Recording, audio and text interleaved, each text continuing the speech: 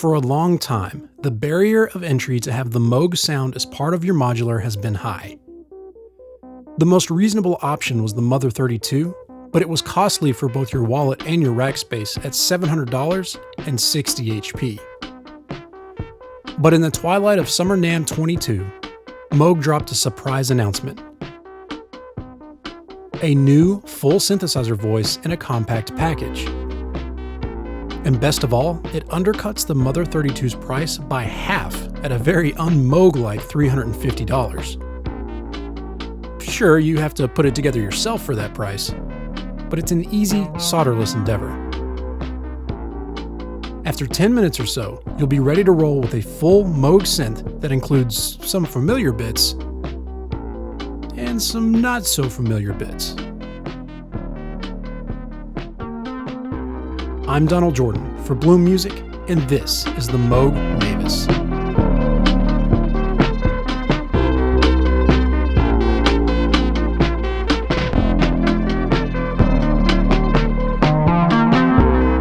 This new synthesizer may be small, but there's a lot to unpack here.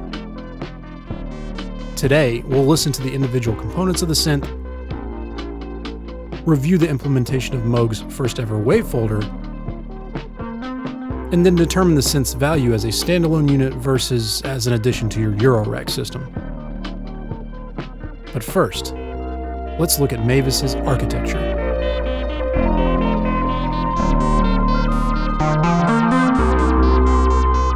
Mavis is a full synthesizer voice that can be used either standalone with its included case, or as a Eurorack module in any standard skiff.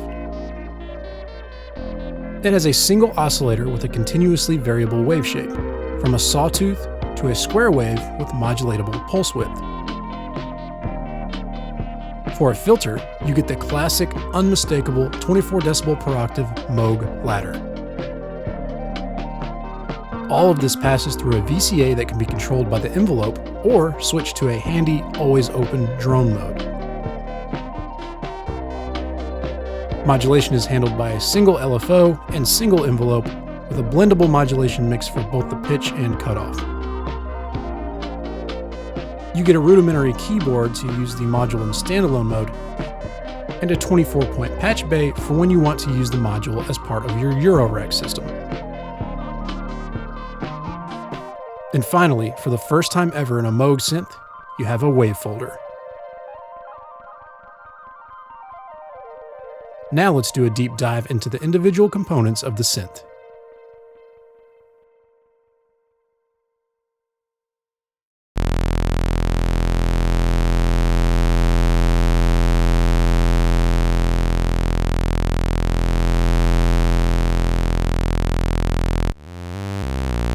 I mean, what's there to say about the Moog Oscillator that hasn't already been said multiple times in the last 60 years?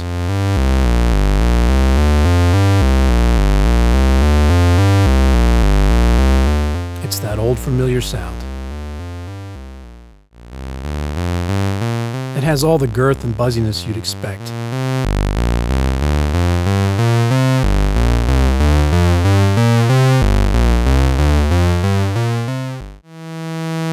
What's not familiar is the way that Moog has implemented the wave shaping. They've maximized the range of timbres you can get from a single oscillator.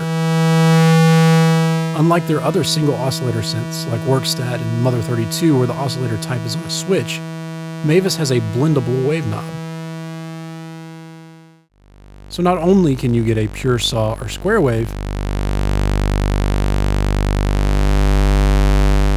but you can dial in anything in between.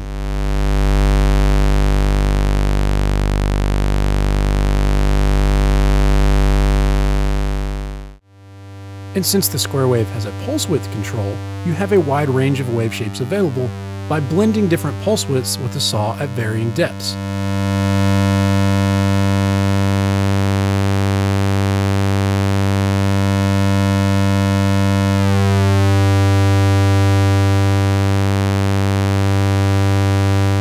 It's probably the widest range of sonic variety you could achieve with only two knobs. Bring in pulse width modulation on top of all that, and you've got a wide palette of oscillator sounds available.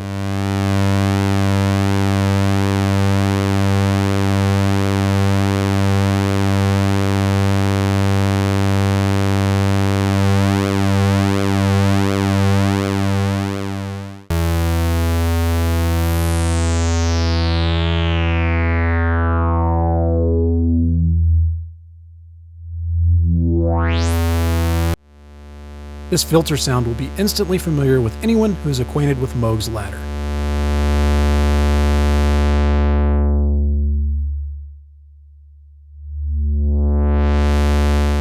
It's so smooth and round.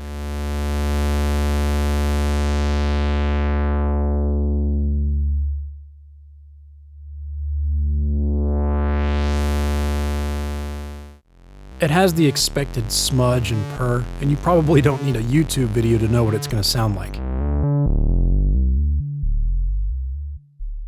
If you know, you know.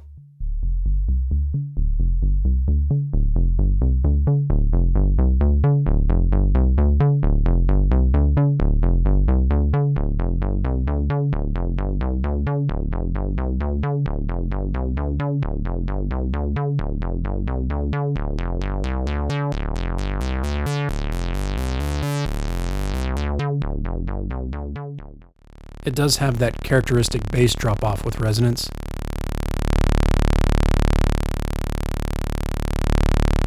And the resonance gets frantic at higher levels, ripping out harmonics aggressively, to the point it almost sounds like it's being quantized.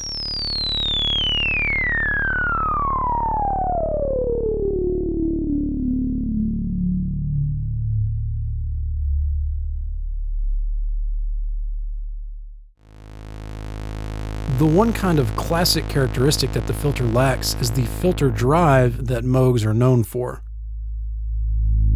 Because there's no mixer here, there's no way to increase the oscillator level to overdrive the filter.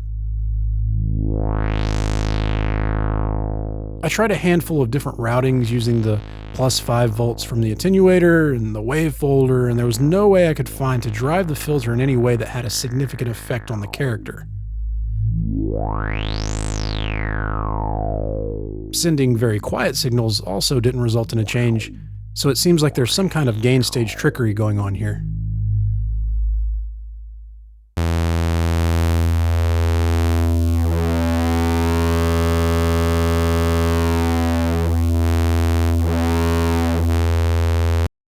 While the oscillator and filter may be familiar, the wave folder is uncharted territory for Moog.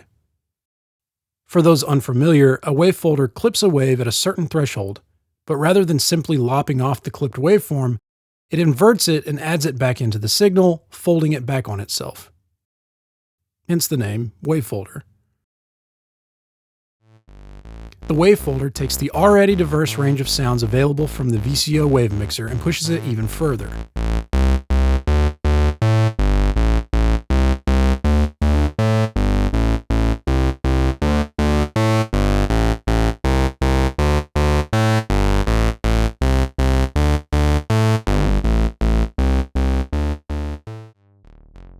You'll be able to get sounds that you've never heard coming out of a Moog before.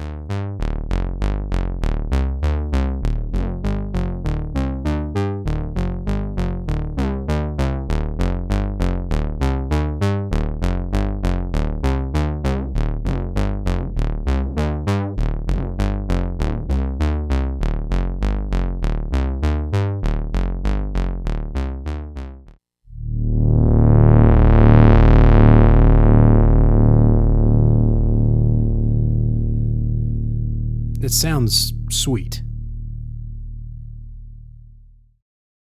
Unfortunately, the wave folder is crippled by some bizarre design decisions. It's conventional wisdom that wave folders are best paired with rounder, softer waveforms. This results in the greatest contrast between the unfolded and folded wave and allows for a wide range of timbral manipulation. But here, Moog only provides saw and square waves.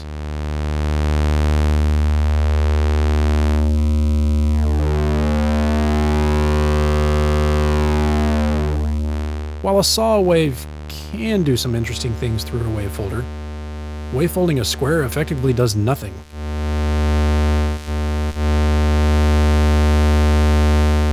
So with the provided waves, the wave folder's potential to create interesting sounds is squandered. Sure, the LFO has a triangle available, but using it as an audio oscillator is iffy with the pitch tracking and is ultimately a hacky, unacceptable solution. So what's the next best thing to sending a sine or triangle wave through the wave folder? Sending filtered audio. A low-pass filter can create nice round waveforms. So we'll just filter the audio and then send it through the wave folder, right? Well, no.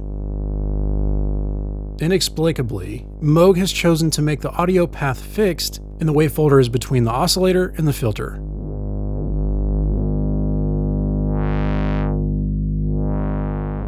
Patchbay be damned, the wave folder is always pre-filter. This is such an odd design decision, and it betrays Mavis's modular nature. While there's no direct patch point to modulate the wave folding, you can accomplish this by using the Patchbay's mixer. Patch the VCO and your modulation source of choice into the mixer, and then send the sum to the input of the wave folder. Then you can use the mixer level to adjust the modulation depth.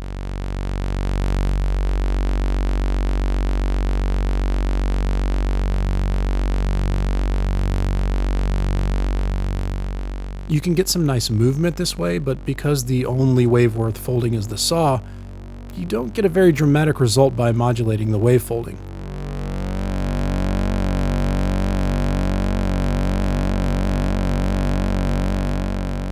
It's almost like quasi-pulse width modulation for a saw wave. Much more subtle than the kind of sounds you would get if you were doing this with a sine wave. I realize I'm going a little hard on the wave folder, but I was super excited about it, which made the discoveries about the implementation that much more disappointing. I've seen people comparing this to West Coast synthesis, hyping the fact that Moog is dipping their toes into West Coast. That's not what this is. As implemented, this wave folder gives you some nice timbral variety to do subtractive synthesis with. That's not West Coast.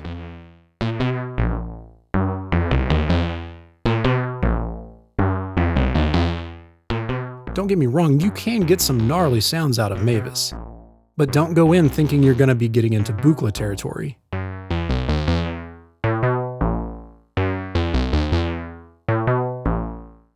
You will be disappointed.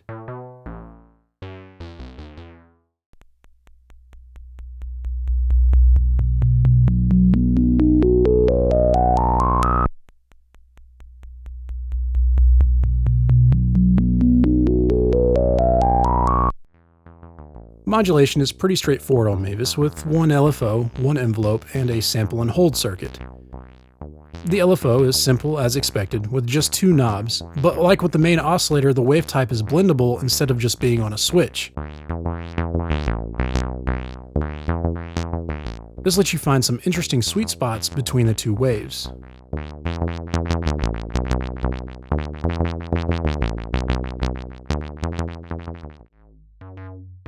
The ADSR is good, with snappy decays possible.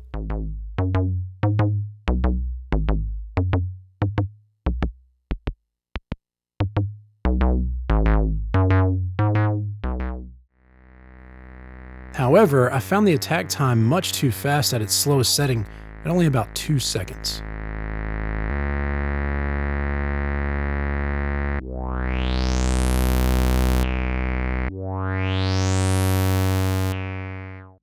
The sample and hold circuit is interesting. Housed entirely within the Patchbay, it does a couple of unique things. First, the default sampling source is the VCO. This will produce much different results than sampling noise, and will create predictable rhythmic results.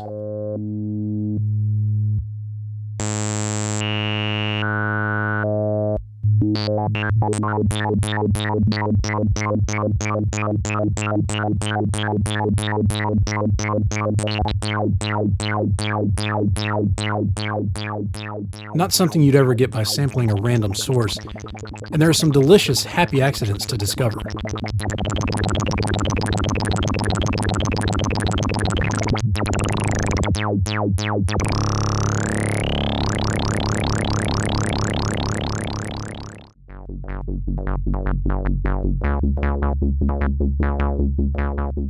The second cool thing it does is provide the sampling trigger as a gate input. It samples based off the LFO rate by default, but patching in here overrides that. Patching in the keyboard gate allows you to sample every time you press a key.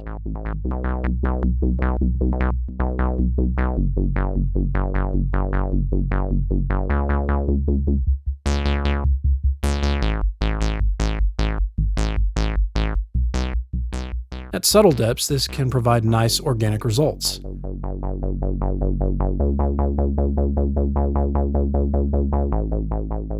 For example, you can have the filter frequency shift slightly with every note.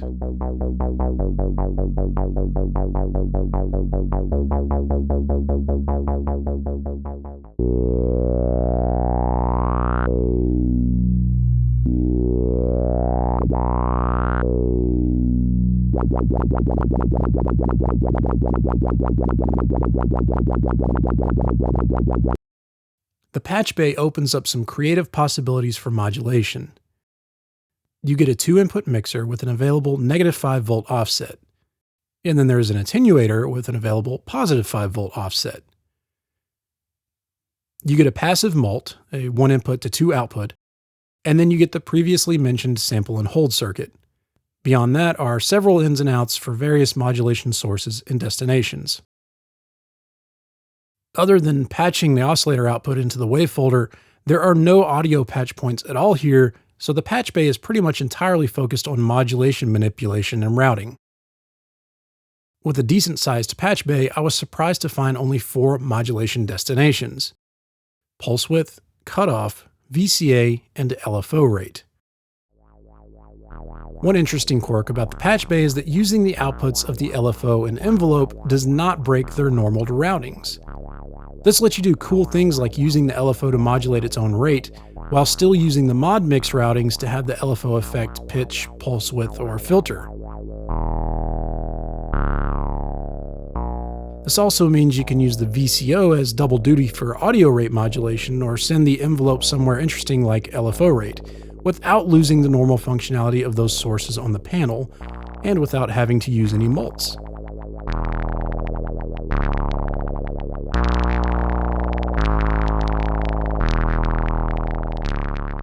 Very cool.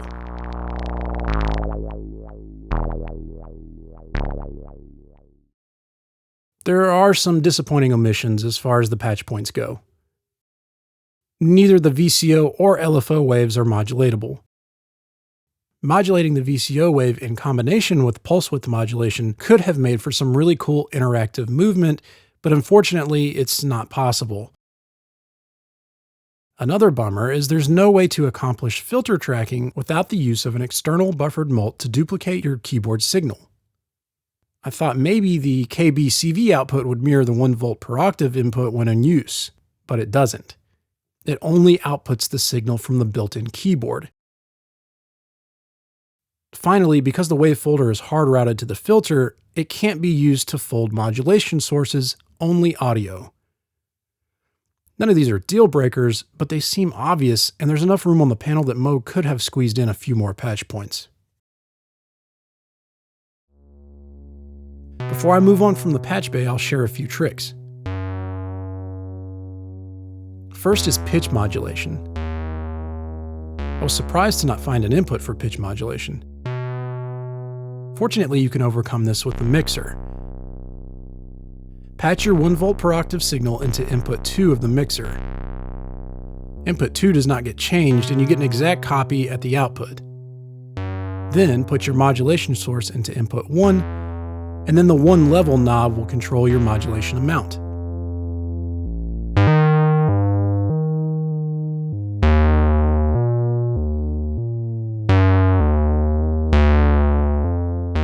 Now you can send sample and hold or an external modulation source to pitch.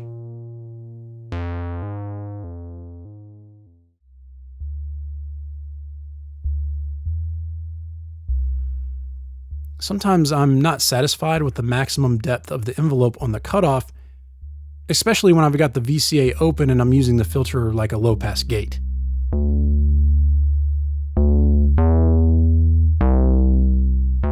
Fortunately, there's an easy fix. Because patching the modulation outputs in the Patchbay doesn't break the default routings on the panel, you can double dip on the envelope depth on the filter by patching the envelope output into the cutoff input.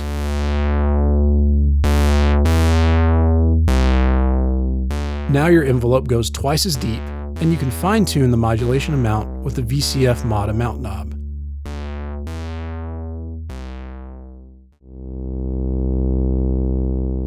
For the final trick I'll share, I already talked about using the sample and hold circuit at audio rates while sampling the VCO, and how this creates interesting rhythmic sounds. We can take this a step further by patching the LFO's output back into its input. I'll use the attenuator to do this so we can vary the amount of self-modulation.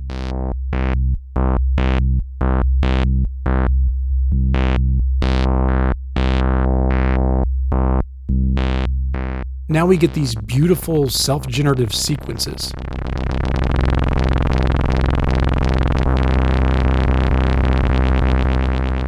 The tiniest little movements of the LFO rate knob have a dramatic effect on the result.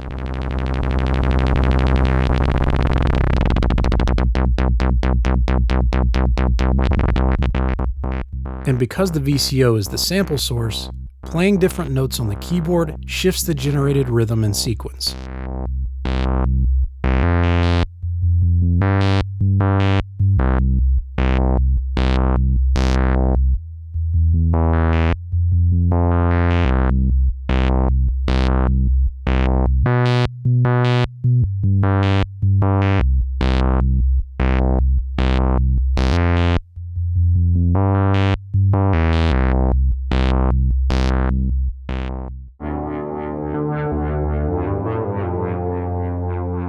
Obviously, Mavis will become a much more versatile unit in the modular environment. Additional modulation options and different VCO waveforms breathe a whole new life into the synthesizer. 44 HP is still a fairly large unit, and the space-conscious among you will notice that Moog sacrificed a lot of real estate to get that little keyboard on there. I understand, with no MIDI input, the lack of an onboard keyboard would have likely hurt sales, but I would have liked to have seen Moog be more bold here. Leave off the dinky keyboard and put the patch points at the bottom of the module. Not only would it have been about 10 HP slimmer, but there would have been plenty of room for about 6 more patch points to address some of the shortcomings of the Patchbay. Now, all that being said, Mavis is still an incredible value. Compare it to other synths like Atlantis, Tone Star, Deckard's Voice, or Manther Growl, and it's an absolute bargain.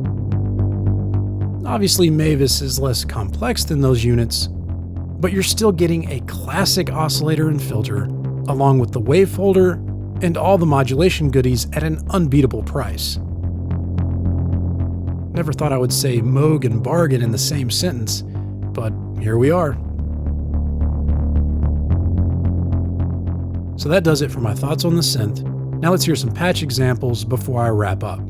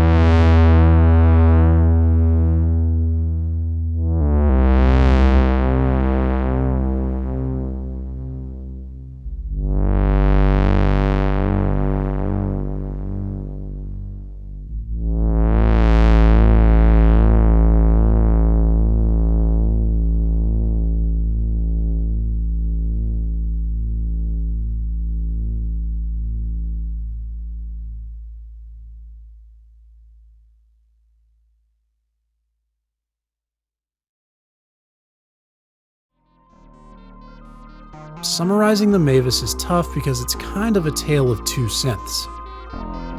As a standalone unit, there are powerful sounds available and the modulation options are intriguing. But a handful of frustrating design decisions and the rigid audio path make it a much more limited synthesizer than it should have been. But Mavis's capabilities expand dramatically when external modulation options and additional VCO wave shapes become available, so it's a much more interesting and valuable prospect in the modular environment. Now, while I do feel it's better suited as a Eurorack module, regardless of how you use it, you're getting an excellent sounding, authentic Moog oscillator and that classic ladder filter for just $350. Only a Moog sounds like a Moog, so if you have to have that sound, this is the most affordable it's ever been. In today's economy, that alone makes Mavis worthy of celebration.